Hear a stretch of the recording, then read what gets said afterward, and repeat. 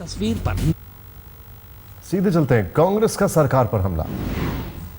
कि गए 3 इंसिडेंट्स में जिस तरह का हल्ला हो गया है और क्या किस तरह की, जब ये इंटेलिजेंस आपके पास है, आता है, तो क्विक एक्शन लेना ये बहुत जरूरी होता है। अभी अपने पठानकोट में इतना सैन्य है, वो एक सेंटर है हमारा प्रमुख, और 50,000 से ज्यादा मेरे ख्याल से वहां हमारे सैनिक हैं। वो जब इंटेलिजेंस का आपको इशारा मिला था तभी पूरा एयरपोर्ट कॉर्डन करने का था। ठीक है, जब बॉर्डर से आए होंगे वो लोग, लेकिन एयरपोर्ट पूरा कॉर्डन करके उनको अंदर नहीं आने को देने का था। और आप ही कहते हैं कि उनका ये इरादा था कि हमारे सब विमानों को उड़ाने का इरादा था। तो ये छोटी बात है समझने की, लेकिन नहीं किया उन्होंने। जब कल की बात, बंबई की बात करते थे और दूसरी जयपुर की बात करते थे मोदी जी, कि यूपीए सरकार में के मंत्री जयपुर में बिरयानी खाते थे, और आप वो तो बोलते हैं कि बिना कुछ इशारा देके अब्रप्टली गए पाकिस्तान के सरकार को मिलने के लिए, नवाज शरीफ को। ऐसा कोई मैंने अभी तक मेरे पॉलिटिकल करियर में नहीं सुना है कि कोई प्रधानमंत्री अब्रप्टली वहां किसी देश के प्रधानमंत्री को मिलने के लिए जाता है। इसका तो पहले से गुप्त इन्होंने सब रखा होगा कि हमारे प्रधानमंत्री वहां विजिट देना चाहते हैं। 1 महीने से काम चला होगा, क्योंकि हमारे प्रधानमंत्री की लाइफ की इतनी रिस्क है। वो बीजेपी के प्रधानमंत्री है और पाकिस्तान को विजिट करते हैं, तो उनकी लाइफ हमारे लिए बहुमूल्य है, बहुत कीमती है।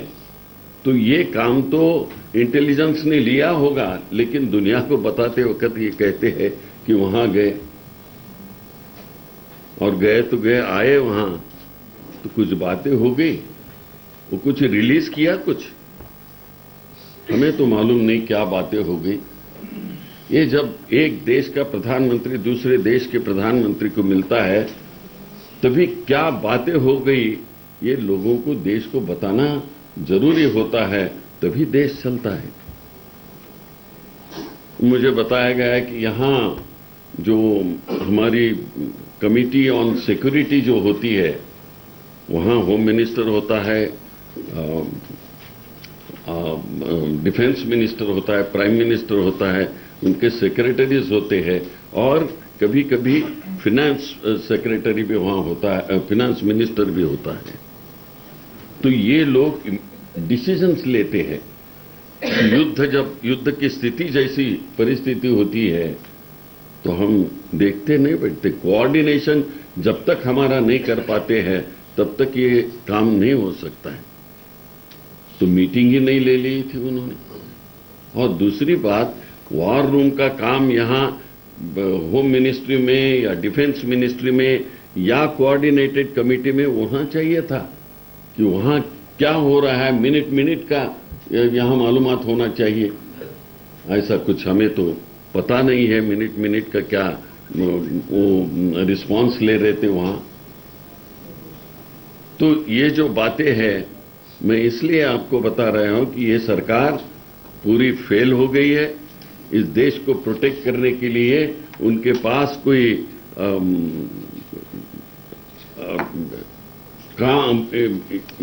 यंत्रणा नहीं है।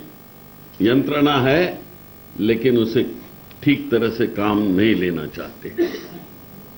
तो ऐसी सरकार इस देश में चलती रहेगी तो हमारे अच्छे दिन के बारे में हम देश को हम ये टेररिस्ट के हाथ में देने का काम कर रहे हैं, ऐसा हमें लगता है।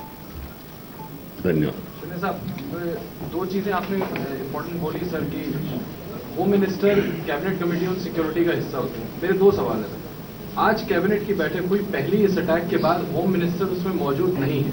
होम मिनिस्टर गुड़गांव में एक कार्यक्रम में है क्या लगता है आपको कि ये उनके लेवल पे इग्नोरेंस नहीं है या उनको लूप में नहीं लिया जा रहा? एक और सवाल सर, आपने प्रॉम्प्ट एक्शन की भी बात की। इस देश में एक नेशनल सिक्योरिटी एडवाइजर भी है, जिन पर काफी दारोमदार है और बहुत आलोचना उनकी हो रही है कि उन्होंने इसमें उस तरह का काम नहीं किया जैसा उनसे उम्मीद थी। इन दोनों सवाल करते हैं। देखिए, ये तो बहुत क्विक, मैं इसलिए कहा कि मैं अभी कई बार देखा हूं, मैंने, आपने भी देखा है कि जब मैं यहाँ होम मिनिस्टर हूं तो किस तरह हम काम करते थे।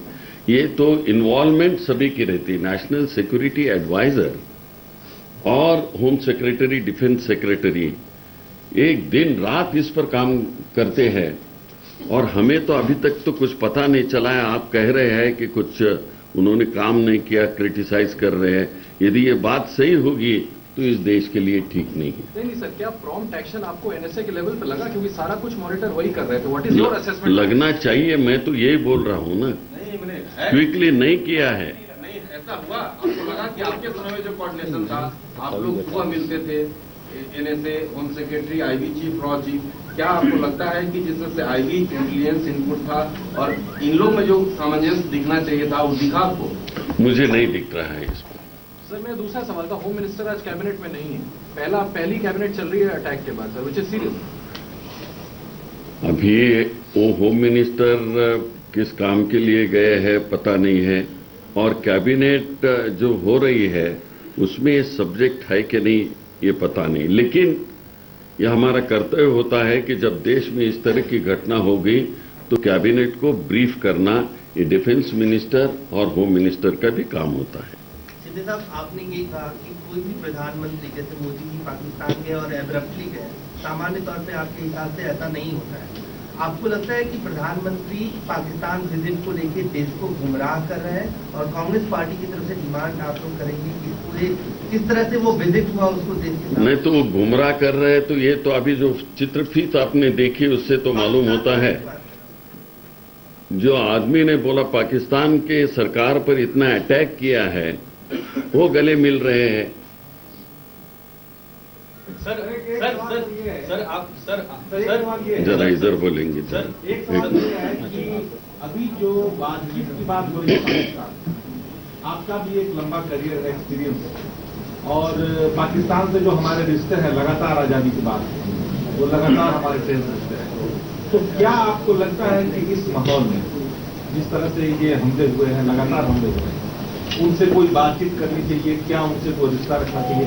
आप इस बात में देखिए, ये बात तो हमेशा आती रही है। जब भी टेररिस्ट अटैक हो गए तभी बात आ गई, लेकिन बार बार हम कह रहे हैं उनको, जो कि मुंबई के अटैक में के जो लोग हैं पाकिस्तान में, उस पर कार्रवाई करो बोल के हम बहुत बार बोल रहे थे। इतना ही नहीं तो वो उनके एडवोकेट्स यहाँ नहीं आते थे तो हमारे एडवोकेट्स वहां भेजे गवर्नमेंट ऑफ इंडिया के, उनसे बात हो गई। उनका सैंपल्स लेने थे वॉइसेस के, वो भी बात की, लेकिन वो कुछ करते ही नहीं इस पर। तो इसी तरह की बातें होती है। तो अभी तो ये इतना बड़ा अटैक हो गया है और ये पूरा हमारे लाहौर के नजदीक का सब ये विभाग है।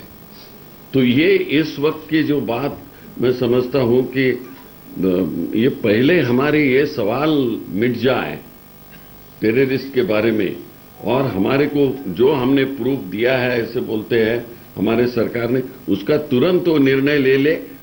बातें तो करनी चाहिए, हमारी उसमें कोई ना नहीं। कांग्रेस पार्टी का ये हमेशा विचार रहा है कि बातें करने का, लेकिन जब ऐसी सिचुएशन, ये सरकार ऐसी है जिसने देश को आतंकवादियों के हाथ में दे दिया है। बहुत बड़ा बयान सुशील कुमार शिंदे, कांग्रेस के बड़े नेता का। वक्त एक ब्रेक का और सीधे चलते हैं आपको शहीद कैप्टन निरंजन कुमार के अंतिम संस्कार में, उनके अंतिम विदाई में। Lieutenant colonel Niranjan Kumar